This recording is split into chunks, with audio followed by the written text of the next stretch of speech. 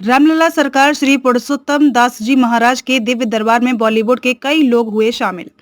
अयोध्या से पधारे मुंबई श्री रामलला सरकार श्री पुरुषोत्तम दास जी महाराज ने पिछले दिनों मुंबई के जुहू में दिव्य दरबार लगाया, जहां कई भक्तों की अर्जियां लगीं।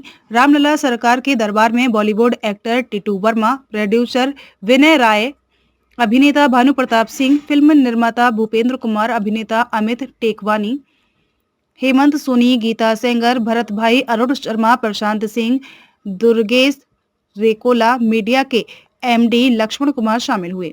मां कामाख्या देवी के कृपा पात्र संत श्री पुरुषोत्तम दास जी महाराज ने बचपन से ही भक्ति और साधना का रुख अपना लिया था और वर्षों की तपस्या के बाद एक दिन मां कामाख्या के आशीर्वाद के फलस्वरूप दिव्य शक्तियां उन्हें प्राप्त हो गईं, जिसका समाज कल्याण के लिए, भक्तों के समस्त दुखों के निवारण के लिए रात दिन जाकर, गांव-गांव, शहर-शहर जाकर जनमानस के कल्याण के लिए वो तत्पर रहते हैं।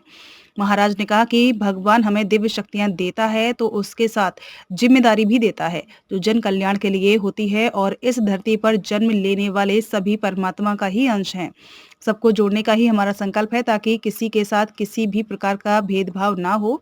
प्रत्येक व्यक्ति को जीवन में कर्म करते हुए परमात्मा की भक्ति भी करना चाहिए। महाराज जी ने कहा कि सभी भक्तों को अपने बाद वाली पीढ़ी को आध्यात्म से और सनातन संस्कृति से स्वागत कराते रहना चाहिए। महाराज जी की एक भक्त राज लक्ष्मी जी ने दिव्य दरबार में घोषणा की कि बहुत जल्द ही मुंबई में रामकथा और महादिव्य दरबार का आयोजन रामलला सरकार श्री पुरुषोत्तम दास जी महाराज की उपस्थिति में किया जाएगा।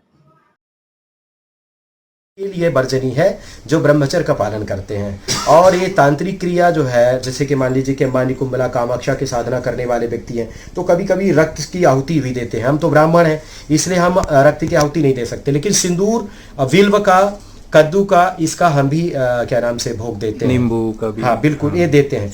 तो हमारे लिए लहसुन प्याज वर्जनी है जी। अच्छा गुरु जी, हम सब मुंबई में हैं, माया नगरी है, तो हम माया नगरी वासियों को साधना की कुछ चीज बता दीजिए। मैं तो कहता हूँ, देखिए आप लोग बहुत प्यारे हैं और आप सब हमारे अपने हैं, सब राम जी के भक्त हैं। मैं तो चाहता हूँ आप लोगों का जीवन मंगलमय रहे, हमेशा स्वस्थ रहें और अपने कार्य को लेके अग्रसर रहें। एक विषय मैं रख देता हूँ, ये सबके लिए है, ये पूरे देशवासियों के लिए है। संध्या के समय पंचदीप दान होना चाहिए। माँ लक्ष्मी के चरणों में लाल फूल से अर्चना होना चाहिए, कुमकुम सिंदूर से अर्चना होना चाहिए।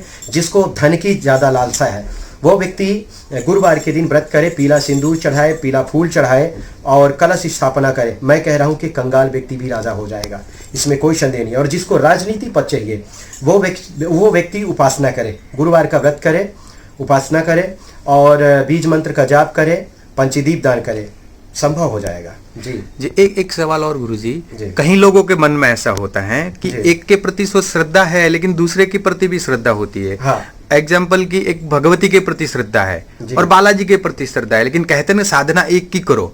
तो आप किस दृष्टि से हमें समझाएंगे कि क्या करना चाहिए? देखिए, श्रद्धा का विषय तो है, श्रद्धा विश्वास रूपिणो, ये श्रद्धा का ही खेल है। पूरे विश्व में जो प्रकाश है श्रद्धा में है।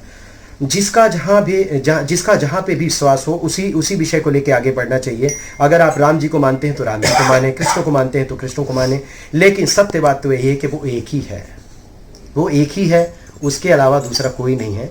इसलिए श्रद्धा विश्वास रूपिण हो, जिसमें श्रद्धा हो उसको मानो। कोई राम को मानता है, कोई कृष्ण को मानता है, कोई देवी को मानता है, कोई किसी को मानता है, तो मानना चाहिए, है ना। लेकिन श्रद्धा हो अपार, मंत्र जाप मम दृढ़ विश्वासा, पंचम भजन सुवेद प्रकाशा। मंत्र का जाप हो दृढ़ता के साथ, संकल्प के साथ, विश्वास के साथ, तभी कार्य सिद्ध होता है। और कार्य सिद्ध करने के लिए संकल्प बहुत जरूरी है। आपका जीवन बहुत प्यारा होने वाला है, ये मैं देख रहा हूँ। जी जय श्री राम। जय श्री राम। जय